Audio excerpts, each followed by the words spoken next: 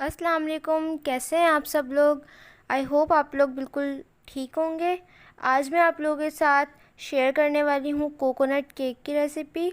बहुत ही सिंपल है और बहुत ही मज़े का ये बनता है। तो आइए इसको बनाना शुरू करते हैं। मैं आप लोगों को इसका प्लेन केक भी सिखा रही हूँ और इसके साथ आप लोगों को ग्लेज़ बनाना भी सिखाऊंगी इसका, जो कि बहुत मज़े का बनता है। कुछ लोगों के पास बीटर नहीं था तो उनको बहुत प्रॉब्लम हो रही थी, तो मैं आज आप लोगों को ब्लेंडर के अंदर बनाना सिखाऊंगी कि आप किस तरह से ब्लेंडर के अंदर केक बना सकते हैं बीटर के बगैर। तो आइए इस केक को बनाना शुरू करते हैं।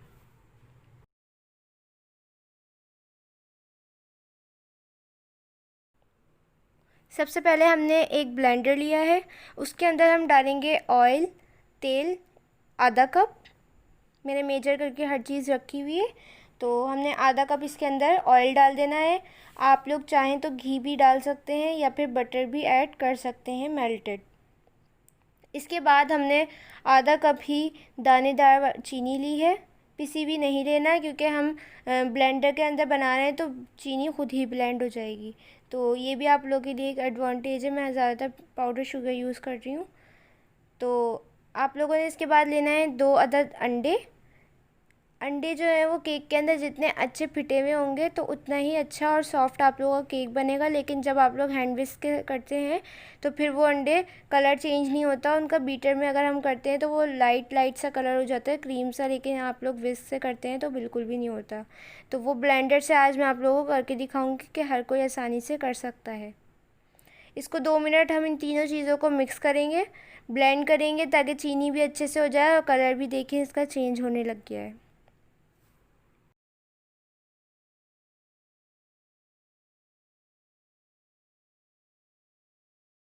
तो ये अच्छा सा स्मूथ सा बैटर बन गया है। अब मैं इसको एक बाउल के अंदर निकाल लूँगी।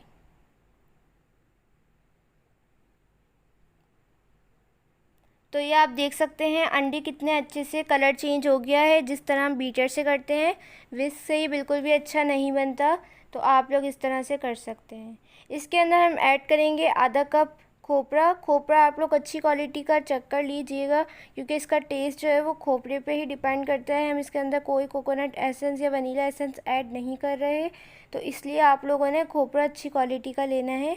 आधा कप मैंने इसके अंदर ऐड किया है और बहुत जेंटली इसको मिक्स किया है क्योंकि अंडे के जो फ्लफीनेस है वो ख़त्म हो जाएगी। फिर अच्छे से 1 मिनट इसको मिक्स करें। इसके बाद हम इसके अंदर मैदा ऐड करेंगे। मैदा मैंने आप लोगों को बताया है कि हमेशा छान के यूज़ किया करें क्योंकि फिर उसका जो वेट है वो हल्का हो जाता है, बहुत लाइट हो जाता है वो, तो केक फिर उतना ही सॉफ्ट बनता है। तो हम डाल देंगे 3/4 कप मैदा। 3/4 कप मीन्स मैंने लिए थे 1 कप के 4 हिस्से करें, उसमें से 3 हिस्से आप ले लें और एक हिस्सा छोड़ दें, तो वो 3 हिस्से जो है वो 3/4 कप होता है। तो आप लोग इतना मैदा लीजिएगा इसके अंदर। इसके बाद हम 1 टीस्पून बेकिंग पाउडर डालेंगे। इसको भी इसके साथ ही छान के डालें हमेशा। बेकिंग सोडा नहीं डालना, आपने बेकिंग पाउडर ऐड करना है। अब इन तीनों चीज़ों को इन दोनों चीज़ों को अच्छे से मिक्स कर लें। मैं हाफ हाफ करके मैदा छान रही हूँ।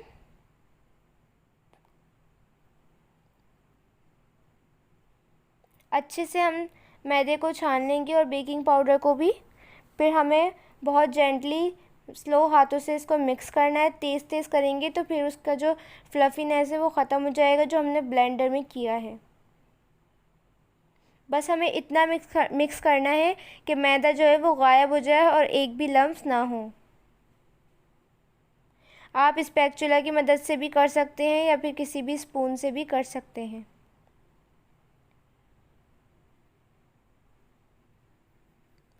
तो ये अच्छे से मिक्स हो जाएगा, इसके अंदर एक भी लम्स नहीं होंगे। फिर मैं आप लोगों को दिखाती हूँ। तो ये अच्छे से मिक्स हो गया है, ये आप देख सकते हैं एक भी लम्स नहीं है। ये जो आपको थोड़ा सा दाना नज़र आ रहा है ये कोकोनट का है। तो इसी तरह का हमें इतना ही थिक बैटर चाहिए था। इसके साथ ही हमने एक मोल्ड लिया है। मोल्ड मेरे पास इस शेप का था। इसके अंदर मैंने ऑयल लगा के मैदा डस्ट करके ग्रीस कर लिया है ताकि ये अच्छे से बाहर आ जाए। मैंने मोल्ड जो है वो इसका मतलब मेरे पास यही वाली शेप थी तो मैंने ये ले ली, मुझे अच्छी लग रही थी। अगर आप लोगों के पास प्लेन है तो आप प्लेन में भी बना सकते हैं, जो भी आपके पास शेप हो आप उसमें बना सकते हैं। सिंपली इसके अंदर हम इस बैटर को ऐड करेंगे। अब बैटर आप लोग का इतना ही थिक होना चाहिए।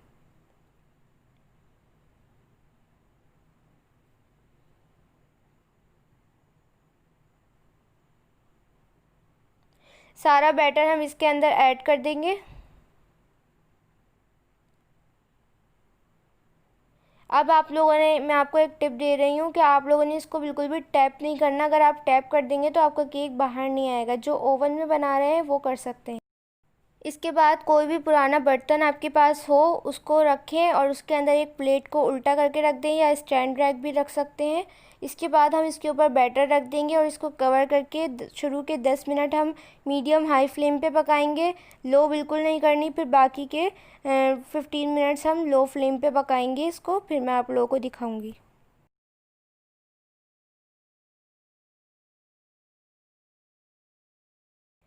तो यहाँ पे 25 से 30 मिनट हो गए हैं। ये आप देख सकते हैं केक बिल्कुल अच्छे से रेडी हो गया है और ये बिल्कुल परफेक्ट बना है। इसका कलर वलर आप सब देख सकते हैं ओवन के बगैर ही कितना अच्छा आया है। टूथपिक डाल के देखें क्लीन आ रही है तो इसका मतलब है रेडी है। अगर आप लोग ओवन में बना रहे हैं तो 180 डिग्री पे इसको बेक करें 20 से 25 मिनट के लिए। तो अब हम इसको निकाल के ठंडा कर लेंगे।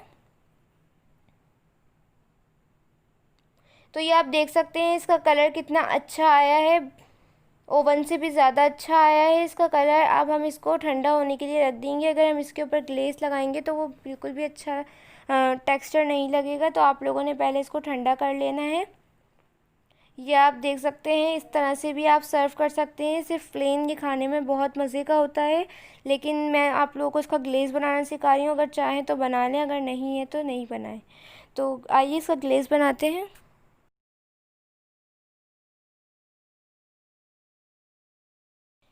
ग्लेज़ बनाने के लिए हमने ली है क्रीम, 4 टेबल स्पून ली है मैंने। फ्रेश क्रीम है, टेट्रा पैक। कुछ लोगों को व्हिपिंग क्रीम नहीं मिलती तो आज आप लोगों को मैं इससे सिखा रही हूँ। 2 टेबल स्पून हम इसके अंदर ऐड करेंगे पाउडर शुगर। अगर आप लोग व्हिपिंग क्रीम यूज़ कर रहे हैं तो फिर शुगर 1 टेबल स्पून ऐड कीजिएगा, क्योंकि वो मीठी होती है। ये वाली क्रीम मीठी नहीं होती, आप लोगों को आसानी से मिल जाएगी। मैंने अपने फ्राइंग पैन चॉकलेट केक में भी इसको बनाना बताया था आप लोगों को, तो आप लोग इस तरह से ये वाली क्रीम यूज़ कर सकते हैं। 2 टेबल स्पून पाउडर शुगर डाल के अच्छे से मिक्स करें। इसके अंदर 1 टेबल स्पून कोकोनट ऐड कर दें, खोपरा।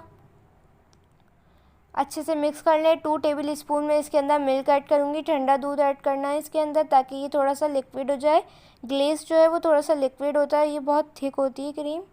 अगर व्हिपिंग क्रीम यूज़ कर रहे हैं तो फिर मिल्क ऐड नहीं कीजिएगा। तो मैंने इसके अंदर मिल्क ऐड कर दिया था 2 टेबल स्पून और ये अच्छे से ग्लेस तैयार हो गया है। अब हम इसको उसके ऊपर स्प्रेड कर देंगे।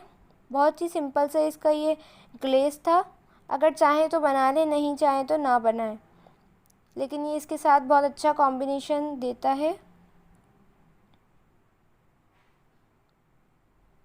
अच्छे से इसको स्प्रेड कर दें जितना आप लोगों को पसंद हो। तो ये थी आज की रेसिपी।